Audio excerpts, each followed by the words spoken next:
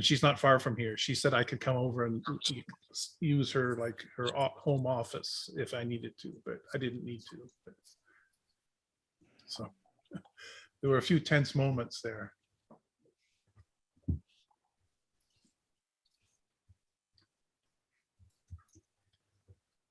Okay, and Wow, so there's we are 58. live. Wow, that's a lot of 58. people. Yep. And as is tradition, people usually post where they're coming in from. So we've got Yeah. Montreal, Oakville, and where are you two located tonight? Or you three? Where are you three located? I'm in Dartmouth, Nova Scotia, which is part of Halifax. And Cathy, and where Cathy are you and Holly? guys? We're from Newcomville. And Greenfield. Which it's Shout just out. outside of Bridgewater on the South Shore. Oh, okay. About what, an hour and 20 minutes drive, if Yeah, about an hour from Halifax. depending on who's driving. Yeah, depending on who's driving. It might be quicker when Holly starts driving. Oh, We've got some good Nova Scotian presence here tonight. We've got somebody from Fort Smith in the Northwest Territories as well. wow. And just so that everybody knows, if you'd like to chat with everybody who's in the chat, just make sure that you click where that blue, when you click on the chat panel where it says hosts and panelists, make sure you click everyone, and then everybody will be able to see what you're posting. And I think that's the majority of people in the room. So if it's okay, I'll give it a start. Yeah. So welcome everybody here tonight. I'm Alendria. I'm the editor-in-chief of SkyNews.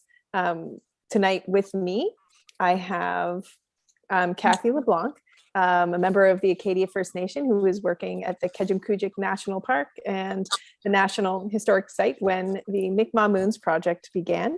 And so tonight we're talking about Mi'kmaq Moons. With her is Holly, her niece. And the first time I saw a presentation of the Mi'kmaq Moons project, Cathy noted that Holly is always mentioned as her inspiration. And she's also going to be doing some presenting tonight. We also have Dave Chapman, longtime RASC member and supporter. He has awards galore, is my understanding, and you also just had an asteroid named after you. I so did. Congratulations on that. Yeah, it's I'm pretty excited about that. I've been tracking it pretty closely, but it's I don't think I'm going to be able to ever see it, and maybe next summer I'll be able to photograph it with a big telescope, but it's just basically a little tiny dot in the sky at the moment. Well, that's impressive. That's a dot with your name now. Yes. And so, yeah, tonight, for more than 7 years, the Mi'kmaq Moons Project has tied visual astronomy and Mi'kmaq storytelling together using the two-eyed seeing approach, embracing both Indigenous and Western traditions in how we view the world. I wanted to open tonight with just a land acknowledgement, and it's a general land acknowledgement because we're coming from all over Canada and the world. And so I would like to commemorate Indigenous people's principal kinship to the land and recognize that they have not been and cannot be erased here in Canada and in the Americas. We meet today on a virtual platform coming from communities all over the country and the world. And we at RASC and Sky News would like to reaffirm our commitment and responsibility in improving relationships between nations and our understanding of local Indigenous peoples and cultures.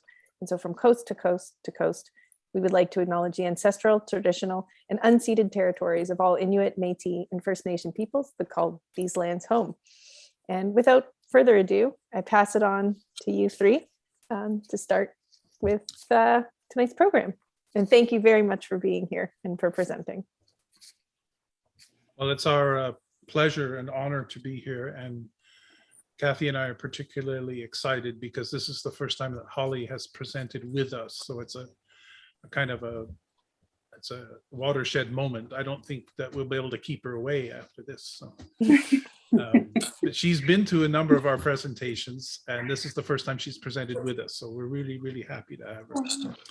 And we're going to ask her to start by doing a reading. She's going to read an old song called The Song of the Stars. Holly?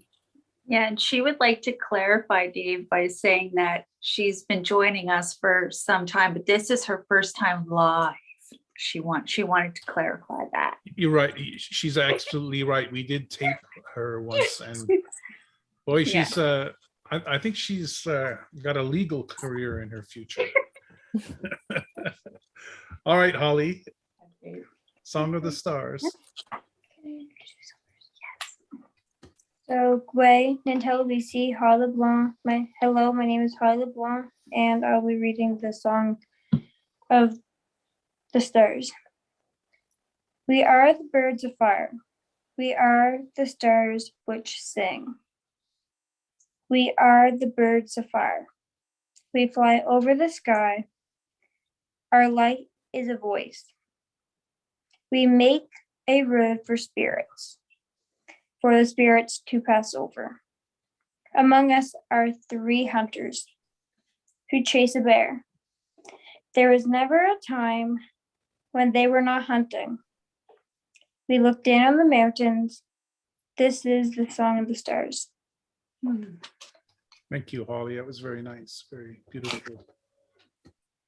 Okay, so let's move on. We have some slides. I'm the chauffeur here. I have the slides, so I kind of control that.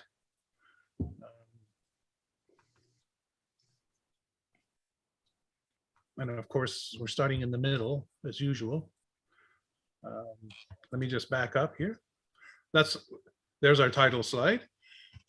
Connect with Mi'kmaq Moons, and I'll explain about the two-eyed seeing in a bit. So this slide here, it's from a calendar, the Maliseet Moon calendar, and I chose this picture because it illustrates the Song of the Stars. It's 3 hunters chasing a bear, hunting a bear, and this story, it's actually fascinating. This story appears in many northern cultures all around the globe, and one could do a talk all about that, but we're not going to talk about that. In Mi'kma'ki, it's Muin is the bear, and it's 7 bird hunters, and the first three hunters are the stars in the handle of the Big Dipper, and Muin is the bowl of the Big Dipper. So just a little bit of memory lane here. Cathy and I go back before 2013.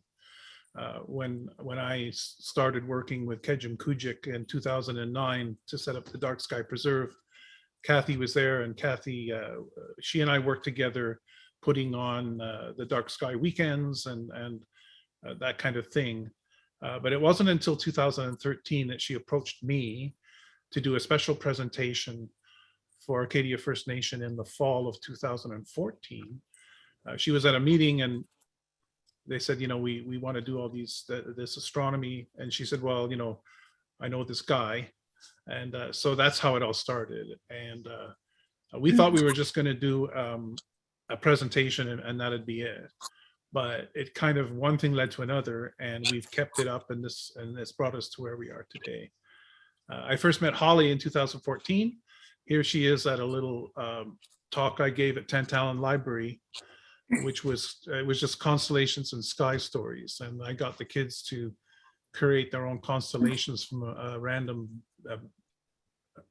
dots, and then make up a story about it. And Holly participated in that. And then fast forward 2020, somehow Holly became a teenager, and there was a photo shoot there with Holly and Auntie on the beach by Christine Rose Photography. And the last picture is the last presentation that Cathy and I did in Lunenburg, which was just a month or so ago, and that kind of brings us up to date. So we've been working at this for a while now. I noticed that Cathy and I don't age at all. But Holly does. Holly changes, but we don't age at all. Mm-mm. Not one bit. Not one bit. Not even not an iota. Yeah. And so I want to say something here about two-eyed seeing, and then I'm going to ask Cathy to comment. We started our work together by having these long conversations where we talked about what we knew about the sky and calendars and different things, the moons. And it was very important for us to do that. It took a very long time to get started. And the reason is that when you're talking to somebody from a different background, you have to make sure that the words, even the words you're using, you understand what the other person means when they use those words. Because if you don't understand what they mean when they use the words, then you can't really have a proper conversation. So we took a long time to get started. And then we discovered, I think after the fact, that we were doing something called two-eyed seeing, which is an idea that came from Elder Albert Marshall in Escazoni up in Cape Breton. And the basic idea of two-eyed seeing is that you learn to see from one eye with the strengths of Indigenous knowledge and ways of knowing, and from the other eye with the strengths of the Western knowledge and ways of knowing. And importantly, to learn to use both these ideas together. Actually, the original quote had the best of, use the best of both together for the benefit of all. And so that's what we discovered we were doing. We actually discussed this with Elder Albert Marshall at one point, and we said, this is what we're doing. And he said, yes, you're doing two-eyed seeing. Did you want to add anything, Cathy? I will just add quickly that Holly just mentioned that Elder Albert Marshall will be attending her school. Oh. So that's a little bit full circle in that we've been working, and he will actually get to meet Holly wow. in a week or two. So that'll be, I think it's the 17th that's supposed to happen. yeah, and the 17th. So that's exciting. She just reminded me of that. So yeah. That's amazing, Holly. I've never had the pleasure of meeting Elder Albert Marshall, so that's amazing. Okay, so let's move on. We'll just dive right into it, eh? Let's talk about the Mi'kmaq moons. So this is a bit of a busy slide, but the basic idea behind the Mi'kmaq moons is that the Mi'kmaq divide the year into about 12 parts, or well, actually 12 parts, but they're a little ill-defined. But for the current purposes, I've divided them into 12 equal parts according to the longitude of the sun. So this is the two-eyed seeing part that comes in. The Mi'kmaq didn't think about that, but this is the astronomy coming in. So these sectors of time they're aligned to the solstices and equinox, and in this diagram they go counterclockwise. And so you pass through these different periods of time in the year, and there are different phenomena that are taking place during those times, and that they have the names that are on the right. So following the time of the winter solstice, we have the tomcod spawning time. And then we have the snow blinding time, maple sugar time, and so on. I won't go through the whole list, but the point is that at different parts of the year, there are phenomena and activities that are going on in nature, which reflect, so the names of the times reflect what's going on in nature. So, down at the bottom, when it's at the summer solstice, it's called trees fully leafed time. They come very late in Nova Scotia, the leaves. Then before that, there's frogs croaking time, and we always hear the peepers in the ponds, and so on. Now, what I've done here is I've divided this into rough date ranges, just so that people can understand when those are. But of course, the Mi'kmaq, certainly before Europeans, did not use those months and dates, but this is what roughly they correspond to. we're gonna follow the sun as it goes around the sky, and we'll use the solar longitude to divide those segments. So we're writing a book, and in our presentations we tell stories. We're writing a book where we take each time and we write a story. We have a story, and we call them Holly and Auntie stories, and each one is particular to that particular time, and we're going to share one right now. And before we tell the story, I will just play this a language video. We have a friend named Curtis Michael, who's a language teacher, and a couple of years ago we made 12 very short videos, like they're half a minute long. So here's the one for birds shedding feathers. Beskewi goose, birds shedding feathers moon. Beskewi goose, birds shedding feathers moon. Comes from the word beskewit, shedding feathers. Beskewi goose, birds shedding feathers moon.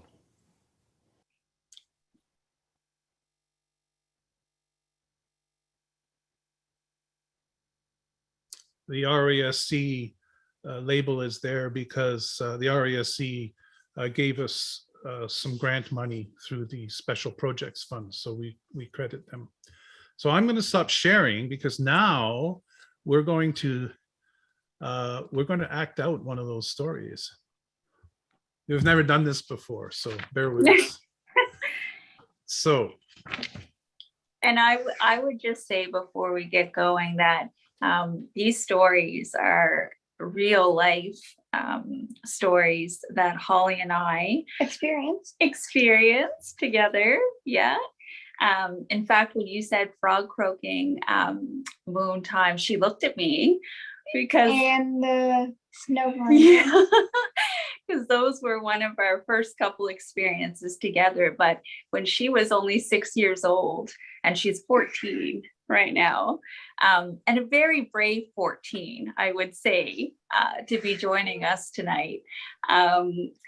We lived out a year of our, and still do, but it was purposefully when I was learning about the moon names and the times, and was experiencing what was happening in nature, making those connections to the phases of the moon. And with the phases of the moon, I decided to teach Holly from full moon to new moon, we would share stories and experiences throughout that time together. So instead of teaching her all of the moon names at once, we went on this journey for a year. And again, she was 6. So this is a pretty proud auntie moment for me to have experienced that with her and shared that with her so many years ago. And here she is remembering those experiences, and we've been creating new experiences And learning and continue learning about them. That's right. And here we are together continuing to learn and experience, right?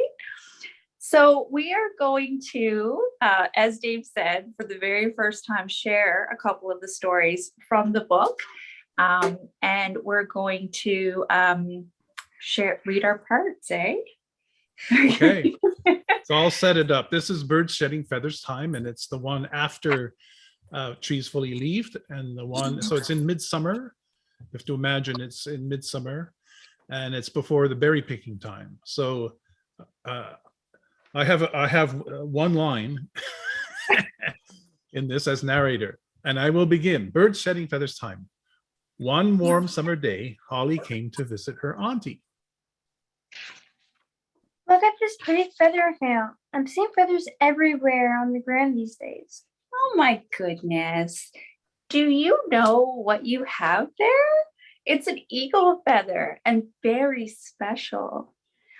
The eagle is the highest flying bird and represents the Creator's connection with our people. The Creator sent the eagle as a messenger down to the hero Glooskap on Earth.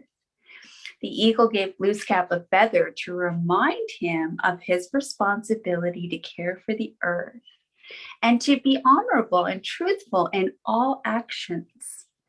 Being given an eagle feather is a sign of high esteem. I picked the feather up because it was so pretty. I remember you held a feather like this when Grandpa died. You put it on his casket when he was buried. And when we looked up, we saw 2 eagles overhead. That was such a beautiful moment. It sure was. And now I always think of Grandpa when I see an eagle flying. There's even an eagle that fishes at the river near my house. What a wonderful reminder of how special your grandpa is to us. And did you know that this time of year is called bird shedding feathers time? Why is that? Why do birds shed their feathers? Why don't they just keep them forever? Feathers keep a bird warm in cold weather, and feathers on the wings and tails are needed to fly. So all the feathers must be healthy and strong. Over time, feathers can become weak, damaged, or heavy with dirt. So the birds shed them and grow new ones. But why do I see so many feathers now? Are all the birds shedding their feathers at the same time? All birds shed at some time during the year. Now in midsummer, the songbirds have built their nest, laid their eggs, and raised their young. This is a good time for them to rest and feed, shed their old feathers, and grow new ones. In a while, those birds will be flying south, and they will need strong, healthy feathers for their journey. About this feather, the eagle's not a songbird. I guess I was lucky to find it now. It reminds me of Grandpa. It reminds me of him as well. Oh, that's your part. And now it is yours. Be sure to take care of it. I sure will. And Holly held the feather close to her heart. Not shake. Shake. Yep, you did good. So that's an example. I think that's actually our favorite story, isn't it? Pretty close, because it's so real. And now there's a part in there where we had the natural history, and I have to confess that I don't know much about natural history, but I do have a friend who at Memorial University who was working on the evolutionary ecology of birds. And I called her up one day and I said, I need your help. And she said, well, how can I help you? I said, why do birds shed their feathers? And then she kind of gave me this whole spiel, which I managed to squeeze into, a few words. But I really didn't know. I mean, you see feathers all the time in the middle of the summer. And I really didn't know why they shed their feathers. I mean, and she told me that. So thank you, Michelle, for that. So I'm going to go back and share the screen now. So we have basically 12 stories like that are going to be in our book. And we tell these stories, depending on when we give our presentations, we pick one that's close to now. But that one wasn't, but the second one we'll tell will be. So I'm going to go back and share the screen because people might be wondering, where does the astronomy come in? And this is where the astronomy comes in. So we need to do a little bit of review here. So why do we have seasons? So the reason we have seasons is because the Earth's axis is tilted as it goes around, and it goes around the sun in, of course, 1 year. That's the definition of a year, 365 and a quarter days. And the tilt of the axis is what causes the seasons. In summer in the northern hemisphere, the North Pole is tilted towards the sun, and in the winter it's tilted away from the sun. This is stuff we normally learn in elementary school or perhaps high school. Some of us forget it. But the important thing is the tilt, because if you think about it, if the Earth's axis wasn't tilted, there would be no seasons. In fact, every day would be more or less the same as the next. So it's very interesting that we have this tilt and we have seasons. So the other main cycle we have is the moon going around the Earth, and we're very familiar with this. This artwork is by my friend and author John A. Reed. He painted these, and then he painted the first 4, and I said, "Great, what about the rest?" And so he painted the rest of them, and he gave us permission to use these lovely paintings in our work. So the moon cycle from full moon to full moon is 29.5 days, and this is shorter than the typical month we have in our calendar of 30 to 31 days. And so what follows is the mathematical or arithmetic consequences of those 2 cycles. You have to remember that, again, the Mi'kmaq, before the European arrival, they had no exposure to the calendar that we use today with the different months and so on, and all the history of that. All they had was the natural cycles of nature. So the day, the spin of the Earth creates the day. The revolution of the moon creates a sort of a nice period of time, which divides up the year. And then, of course, the revolution of the Earth around the sun creates the year, which drives the seasons. But these 2 cycles are not in synchronization, which leads to some interesting consequences. It would be nice if, the lunar month was 30 days and the year was 360 days. Wouldn't that be nice? Then we'd have like 12 months in a year, and it would be very nice. And that's not how it is. That's not reality. So we're going to do some math now, before everybody, heads for the hills and unsubscribes and deletes. First of all, it's not math, it's just arithmetic, okay? It's just adding and subtracting and multiplying. And also, it doesn't last very long, but we have to do this. So the solar year is 365.25 days, and that's your seasons. The lunar month is 29.5 days. That's the time between full moons. If you have 12 moon times, lunar months, you only get 354 days, and that's 11 days short of a year. So if you just follow the cycle of 12, one after the other, and just keep on following the 12, what happens is after 3 years, a 12 moon cycle would be 1 moon time behind. And that wouldn't do. If the moons were just named Bob, Carol, Ted, and Alice, it wouldn't matter. But because in Mi'kmaq, the moon names relate to things in the seasons, it won't do to have these Mi'kmaq moons coming early, because then they would not line up with what's going on in nature. So something has to be done. And I just want to give you an example. This is a little diagram. I'm looking forward into 2022.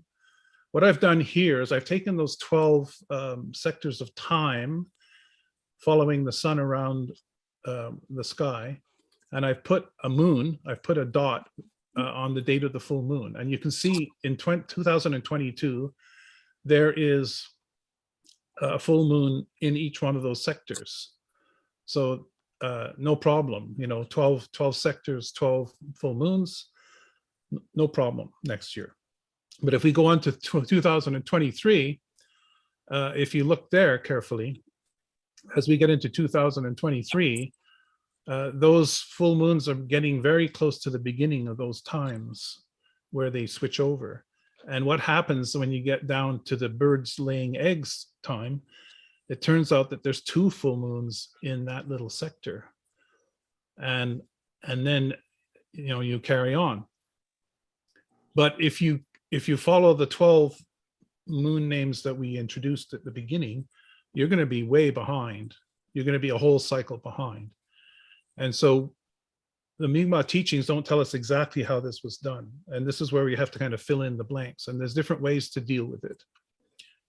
So the one way we have dealt with it and have shared with people who follow us is we say, when there's 2 full moons like that, what we'll do, because we don't know how it was actually done, we're just going to repeat that time so we don't get behind, and then we'll move on. So, you know, there's some precedent for this. If you do read the literature, that other Indigenous peoples have done things like this, and also you also see it in some Chinese and some other kinds of calendars. But we can't verify that that's how it was done here in Mi'kmaq. The teachings have been lost, and we're desperately looking for somebody who remembers how this was done. So in 2022, we'll have 12 moons in our Mi'kmaq calendar, and in 2023, we'll have 13, but one of them will be a repeat. So now it's time. We're going to talk about the moon time coming up. It's going to be a new moon on Saturday, and after that, there's going to be a new lunar cycle, and the full moon will be on the 18th of December, the chief moon. And I think this is Holly's favorite, isn't it, Holly? It used to be, but now it's my second favorite because I learned to love the bird shooting feather one. Okay. Oh, I didn't mean to do that. So what we'll do is we'll play Curtis explaining. So this one has two names, Kezigewigus, which literally means winter moon, or it's also called Kijikus. Kezigewigus, the winter moon. Kezigewigus, the winter moon. Kesig is our word for winter. Kezigewigus, the winter moon. Also heard Ukjigus, the great moon or the chief moon. The preverb Ukji means great. Ukjigus, the great moon.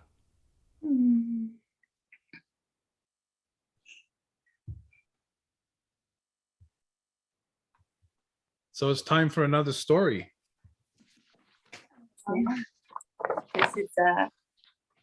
This is something that also has just happened. It kind of sets the scene, eh? A little. Right. Okay, let's go. Let's do it. So this is the chief moon. Just before the school holidays in December, Holly was complaining to her auntie. Auntie, it's so cold and so dark this time of the year. But did you see the full moon last night? It was so high and bright. Yes, girly. When the moon is full, it always does the opposite of the sun. In the winter, the sun is low in the sky. The days are short and the nights are long. But this full moon is the highest in the whole year, and it spends more time in the sky than any other full moon. Sometimes we call this moon the chief moon or great moon. Ah, so this chief moon must be around the time of the winter solstice on December 21st. Yes, exactly. The nights are very, very long, but the full moon rises high in the sky and lights the ground. Mi'kmaq used to hunt moose in the winter by night. The deep snow slowed down the moose, and our ancestors would chase them on snowshoes with dogs. After the hunt, they would pull the moose back into their wigwams using toboggans. The Mi'kmaq respect the moose and all living things. In traditional culture, they only took what they needed, and they used all parts of the moose, including the hide, the meat, the fat, and the bones. Nothing was wasted. Even the skin and fur from the legs were removed in one piece and made into moccasins. Nowadays, in order to be safe, no one hunts at night, and moose can only be hunted in special areas in Nova Scotia.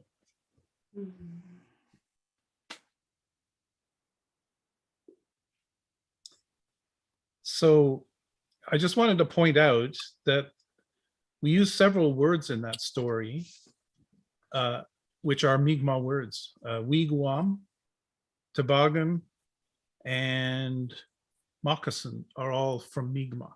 We use them quite a bit in English Canada today, but they all come from Mi'kmaq roots. Okay, so that was the second story. we could go on all night. But we'll bring this to a close because I want to say a little bit more about Chief Moon. Again, the astronomers in the crowd are saying, okay, so what's the deal with the Chief Moon? And let's go on and look at that a little more closely. This is the part that this is, to me, was this to me was the revelation. I was trying to figure out Chief Moon because all of the other moons had something to do with frogs or water freezing, different things that were happening on Earth. And I said to Cathy, like, what's with the Chief Moon? Because there's nothing earthly about it. It's very kind of mystical. And then studying this, I kind of had this revelation. And it was in the story that the full moon at the time of around the time of the solstice is the highest moon in the sky and stays up in the sky the longest. So I've got two plots here that I made with Sky Safari, and it shows the full moon here, upcoming full moon in December 18th, 19th. It rises at 4 in the afternoon, it sets at 8:20 in the morning, it transits just after midnight, and it reaches 71 degrees in the sky. Now that's here in Halifax, but it more or less is the same everywhere in mid latitudes. So it's in the sky for a total of 16 hours and 20 minutes. And it's full and it's bright. And when there's snow on the ground, you can navigate through the forest with the moon. And as it said in the story, the Mi'kmaq would hunt at night. And so the Chief Moon gave them that light, and they were able to extend their daytime into the nighttime for hunting. And if you contrast that with 6 months later or so, next June, 13th, 14th, is the trees fully leaved moon, and it's closest to the summer solstice. It doesn't rise until 8:30 at night, and it sets very early, 5:10 in the morning. It transits a little after, well, about an hour after midnight, because we're talking daylight time here, and it's only 19 degrees above the horizon. So you can see that contrast between the summertime moon and the wintertime moon. So the thing to remember is the full moon always does the opposite of what the sun is doing. It rises when the sun sets, it sets when the sun rises. When the sun is low in the sky in the day, the full moon is high in the sky at night. When the sun is high in the sky during the day, the full moon is low in the sky during the night. So that's the way to remember it. So this to me was a big revelation, because I said, well, if you're going to have one moon, which is the chief, like the chief of all the moons, it would have to be the one that's the highest and the longest in the sky. There's another story that Cathy tells. I can't remember the title of the story. I think it's called Moon Chief. Yeah. And we got that out of a book, and it's about an elderly couple who are starving in their wigwam, and the old man asks his wife to go out and see if the moon is in the sky, and it's in winter, like deep snow, and they're starving because their food is all gone. And so she says, yes, it's there. And he goes out and he appeals to the moon, or maybe he gets her to appeal for him. Ask him to send us a moose. And so they ask, and then the next morning there's a moose near their wigwam stuck in the snow, and they're able to slaughter it and live for the rest of the winter. And so the point of that story for me is that they're appealing to the moon as a spirit. They're asking the moon for a favor, and they're asking the chief moon for a favor. And I just think that's very appropriate. So, we keep on discovering these little stories, the meanings behind these stories, and we often find astronomical underpinnings of them. So as we go through this whole journey together, we keep on finding new things to appreciate. So we're gonna summarize right now, and I guess there's only like 3 take-home messages. The Mi'kmaq use 12 named moons in most years, and those moon names describe seasonal phenomena. And some years we need to use 13 moons. Did you want to add anything to that summary, Cathy or Holly? Yeah, sure do. I think I would summarize, what we're doing here tonight and say that I was inspired. We did an interview on CBC on the radio yesterday, 2 days ago. Okay, Holly's always correcting me. And it got on the radio yesterday. It was on the radio yesterday, yes. And one of the things that became clear to me is that, I am having these, usually it's me presenting with Dave, and we've done that for a very long time. And to have Holly here with me, I feel very comfortable and confident that she has what it takes to continue this work. And that's the hope and of sharing. It's the way our people have done this for many, many, many, many moons, is passed on our stories through sharing. And so to be able to do that with Holly is a great honor. And to have her here tonight, again, I feel very confident that our experiences are in good hands. And I would also say, to be a little bit of inspiration to all of you.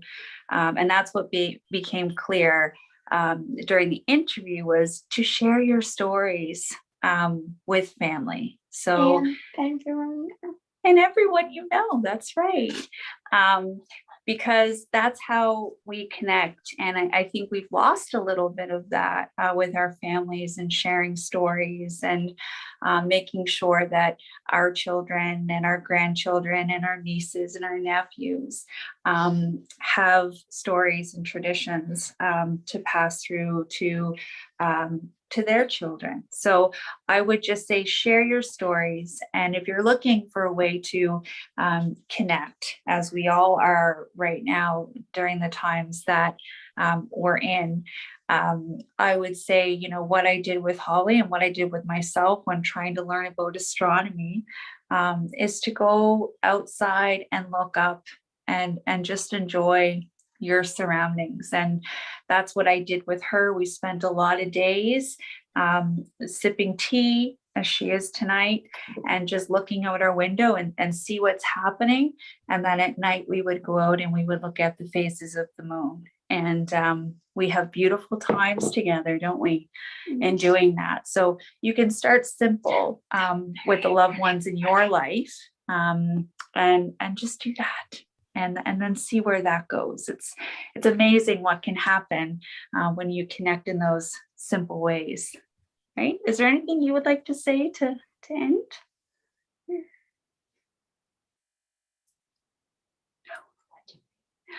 Would you like to say anything to end?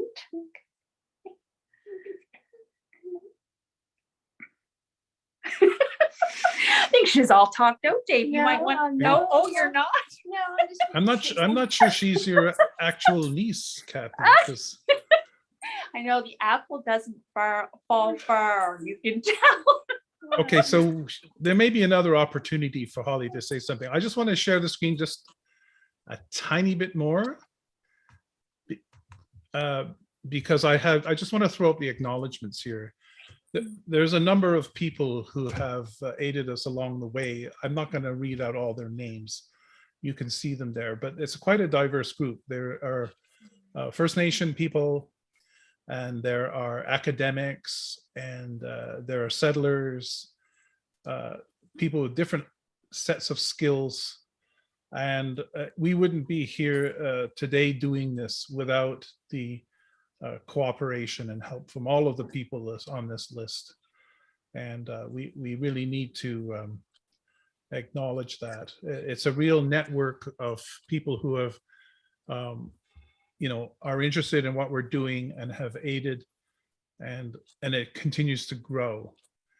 So anyway, I think we've kept that pretty brief. So I guess we're probably ready to move on to a question and answer period, Alendria. Wonderful. Thank you so much for that presentation. And it's wonderful to see Holly and Auntie stories acted, presented that way. I love it. Well, we've never done that. It's I'm gonna have to do it more, I think.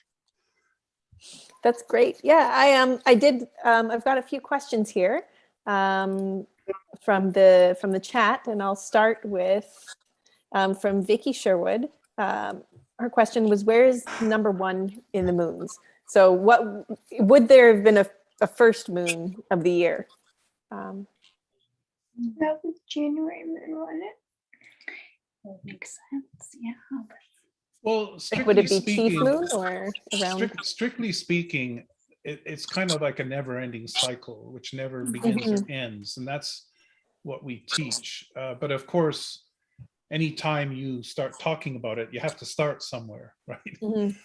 So we were following Cape Breton University because, the way they put that diagram together, they had sort of the chief moon at the top, and then they were kind of going around the circle. And I think maybe they did that because it roughly corresponds to the months of the year, January, February, March. But there are other teachings, and I've been told only recently that, all of these things have to be followed up because teachings do vary between communities and people. So there's no one way that you do things. But I was told recently that the Mi'kmaq year, as it were, starts in the springtime. And they follow the moon stars, and so you could say that it starts in the spring, but inevitably you come around full circle, and it's just a repetitive cycle. So we in our book we actually start in the fall. We start in mate calling time, and our reasoning there was that we hoped this book would be used in the schools, and the school year starts in September. So we thought, why not present the stories in the order, that if you started off teaching this to the kids in the classroom, start with the one that's relevant to that particular season. So there really is no number one start. You could make a case for maple sugar moon because it's kind of like the rebirth, things coming back to life, right? After the hard winter, things start growing and you can get sustenance from the maple syrup. What do you think, Cathy? Yeah, Holly took a guess. Well, not a guess. She had said January. So for her, as a young person thinking about the new year, that's what made sense to you, sort of. Yeah. But I could see where she would get that. Yeah. A question from earlier on in the chat. Are there any solstice related celebrations for Mi'kmaq peoples? I'll let Cathy answer that. Yeah. Yeah, I mean, there are, and I have the one that I have taken part in would be in the fall time, the harvest feast, and was that? Yeah, and the maple moon too, but we gather in the fall as Acadia First Nation and celebrate the fall time together. And so with the other celebrations, I personally have not taken part in winter or summer solstice celebrations, or ceremonies. So I only speak from what I know. That's something about me. But Holly actually just took part in a sunrise ceremony the other week in Cape Breton. So Holly was chosen as one of 2 youth to represent her community for a Nova Scotia Chief interim group council. And so she actually took her drum. You were given a drum by an elder to use, yeah. And she took part in that ceremony, and she drummed and sang, and then when she was finished, the sun rose, came right up. So those are the things that she's starting to take part in. Yeah, That's great. Mhm. Thank you. Oh, I saw a question. If there's people maybe consider the moon a planet. That's what I saw. We have to wait. Mhm. I mean, we can ask that question right now. Yeah. Did the Mi'kmaq consider the moon a planet? The question continues. I know the Greeks did, because unlike the stars, it moved through the sky. So this person was just curious. What do you think? I don't know. I'm thinking about what I know of the Mi'kmaq language in relation to celestial objects. And it's not clear to me that the Mi'kmaq recognized planets as something different from stars. I might be wrong in this. In fact, we're thinking about doing a project where we scour all of the Mi'kmaq dictionaries and lexicons looking for words relating to the sky. The problem being is that some people have made up words, in the modern age to represent ideas that may have come along late in the day. But I do know that there's a word for comet, Kutwek or something like that. I can't remember right off, but our videographer is named Haley, and Curtis calls her that because of Haley's comet. Halley's comet. He calls her that. That's his nickname for her, because Bookwet. And but I don't know if that's an ancient old word, or whether that's like a word that has been introduced more recently. I think the Mi'kmaq for sure looked at the sun and the moon as very important objects, but I don't know if they thought of them as physical places, but more like spirits, right? Grandmother Moon and grandmother Moon and grandfather Sun. I don't know. It's not clear to me that they saw those as distinct places that you could go like we do now. I have another question I was going to ask. So the first time that I heard this talk, the work with elders was mentioned. There was specifically, it was great people that you've met along the journey and elders who've continued to guide you. And I was just wondering if you could speak about this a bit, how this project and how this is developed with the help of elders from around the Do you want to start, Cathy?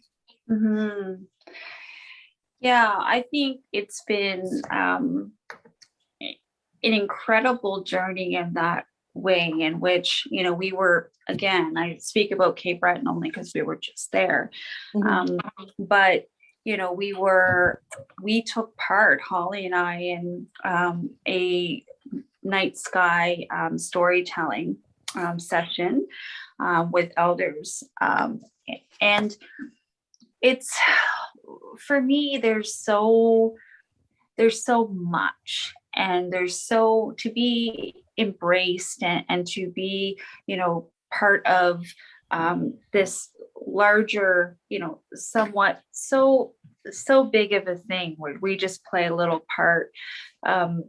It's been amazing to be guided with the help of our elders, of our community members, and to be supported in that way. And I think as Dave and I and now Holly get more involved in what's happening and our involvement in the project, more people are reaching out and wanting to continue to guide us through this way. And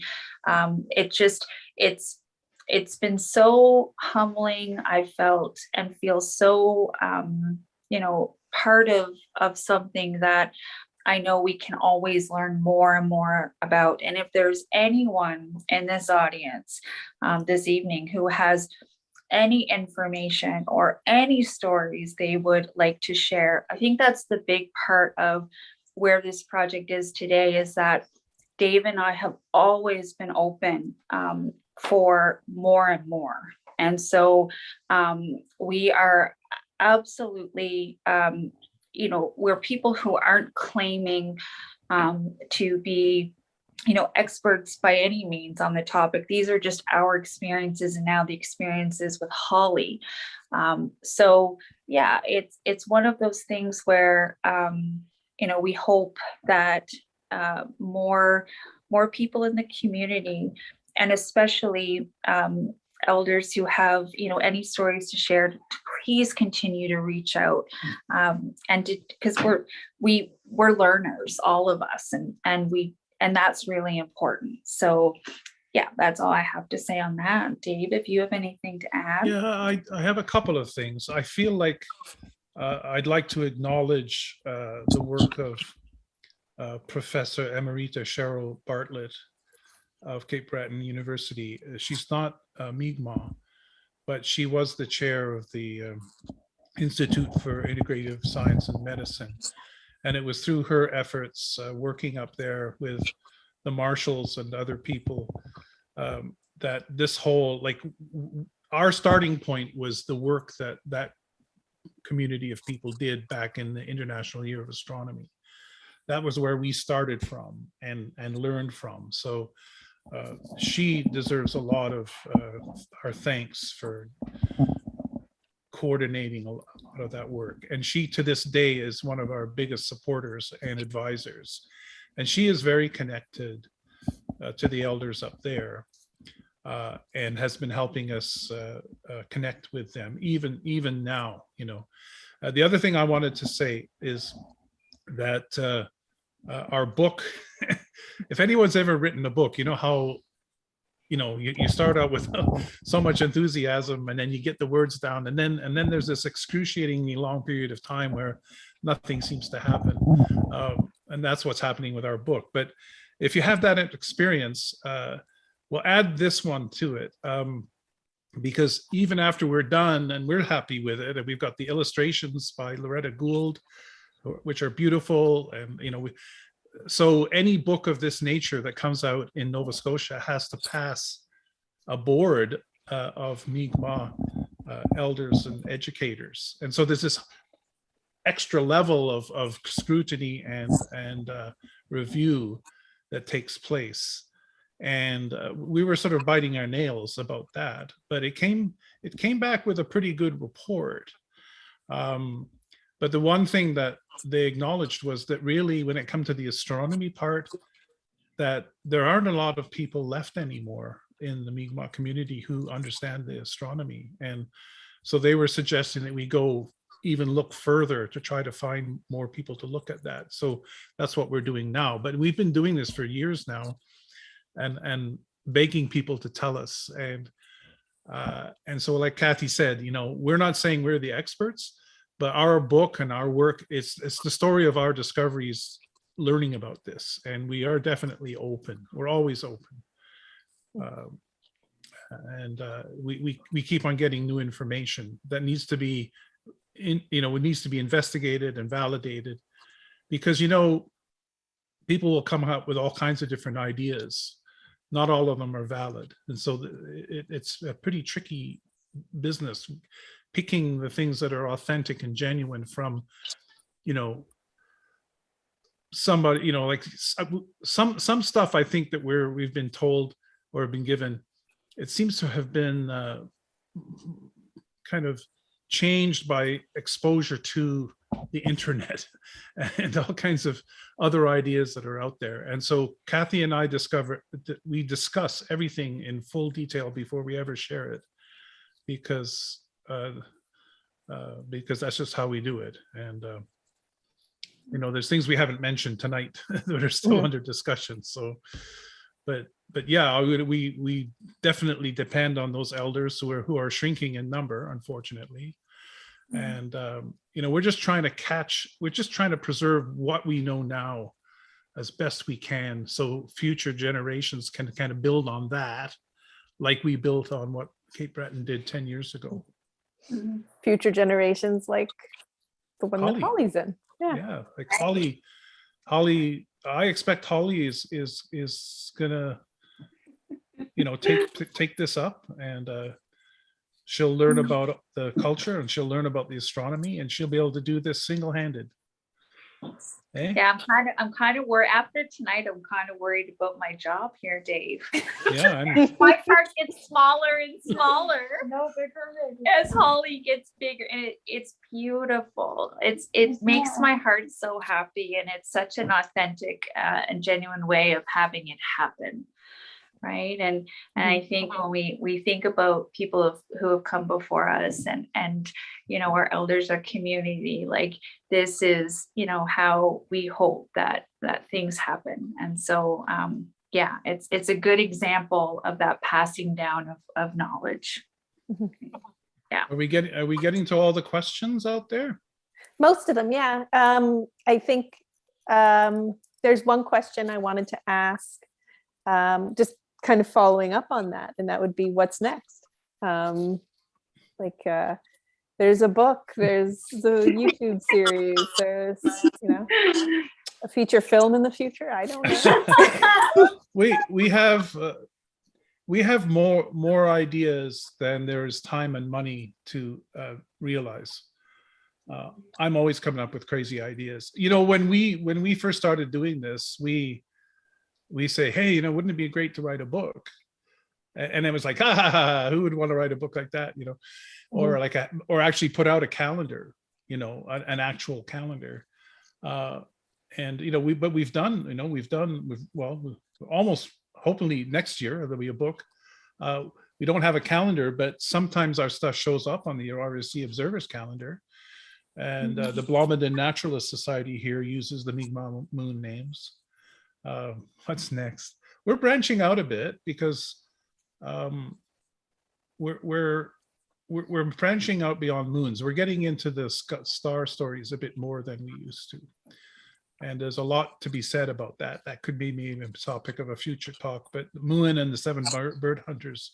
I saw a bit of a question there about the seasons and the stars, and so I'm going to answer that. I'm told that the location in the sky of Moon and the bird hunters in the dawn, like before the sun rises, is kind of a timekeeping sort of mark for the Mi'kmaq. And I said, well, why would they do it at dawn? But apparently the fire keepers would have to stay up all night keeping the fire. And this is what they would do as dawn approached. They would tell these stories about the Moon and the Seven Bird Hunters. And I've actually done this out at Kejimkujik Park, where the way it was written down was 2 hours before dawn. And I said, 2 hours, how would they know it was 2 hours before dawn? But what I think is really going on there is about 2 hours, so 1.5 to 2 hours before sunrise, is when astronomical twilight begins. And I have actually done this, looking at the stars, and then when the night ends and the twilight starts coming in, the stars start to fade. So if you don't tell the story before that time, you won't have anything to look at, because the stars are not all that bright. So you have to tell the story before it gets too bright in the sky.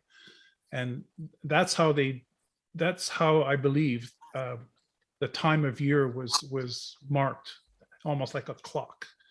So that's a partial answer to a question I saw, but we're only just getting into that right now. I'm sorry, go ahead. I would just add to the what's next is that I think one of the most beautiful things about this project is Dave and I have never planned.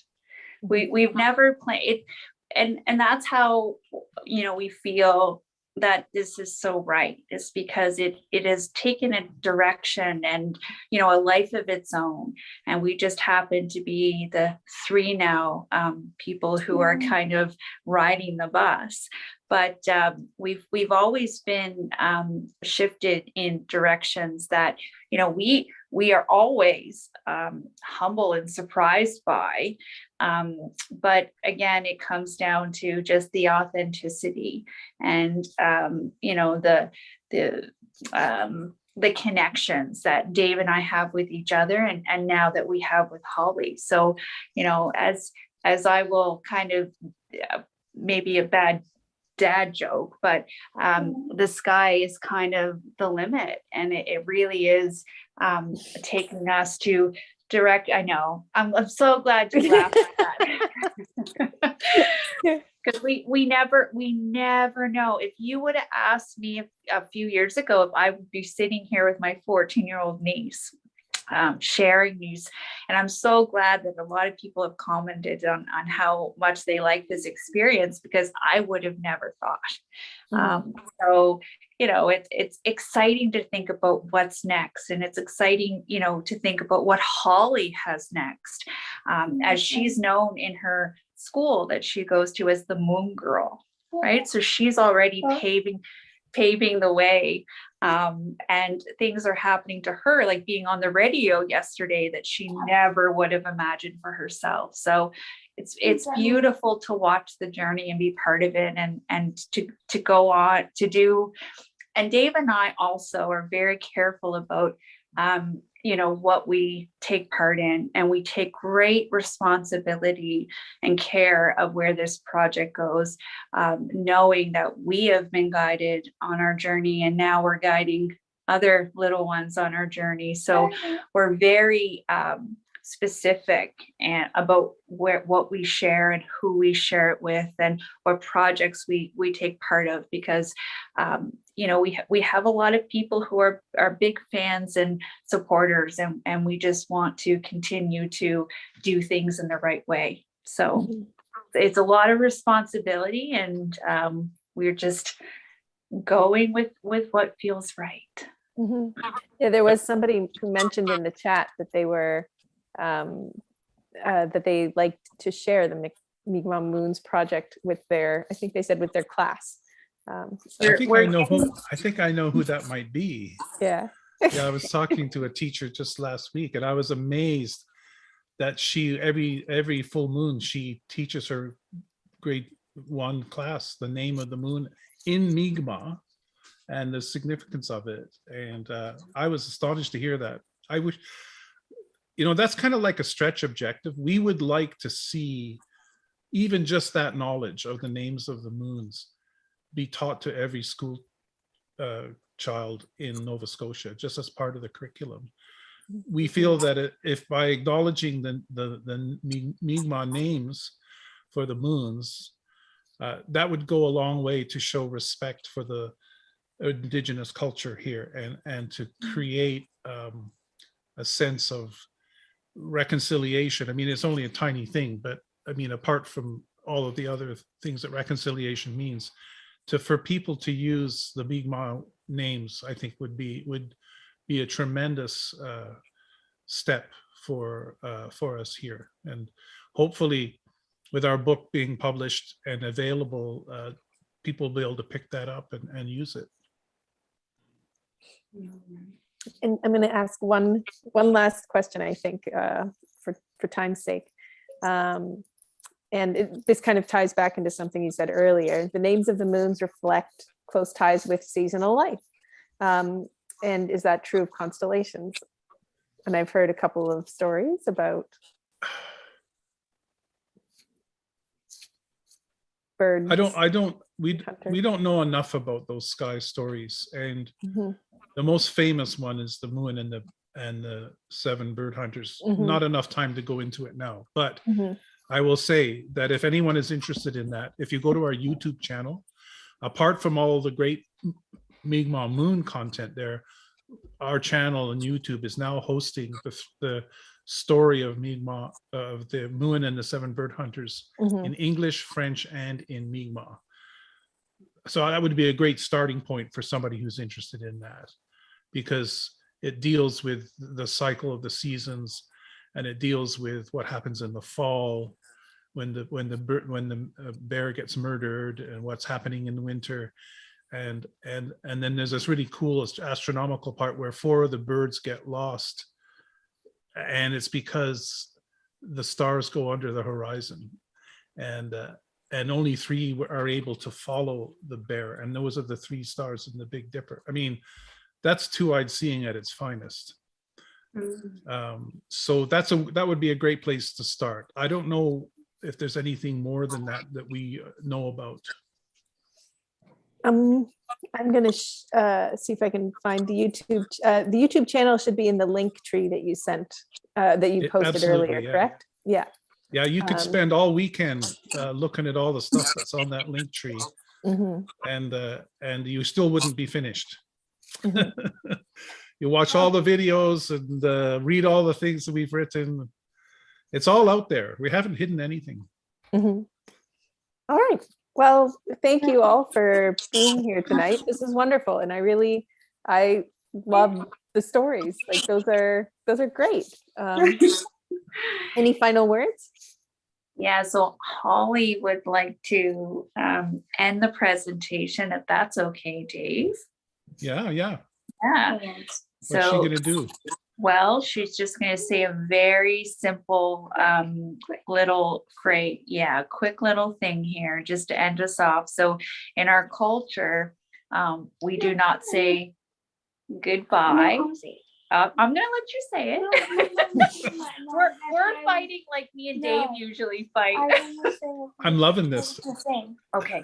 All right. Well, I know. It's like the same my grandfather always says. You never say goodbye. It's always see you later. But in Mi'kmaq, it's never say goodbye. It's always Namultas.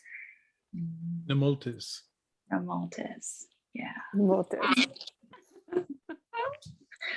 Okay. Namultis. Namultis. Namultis.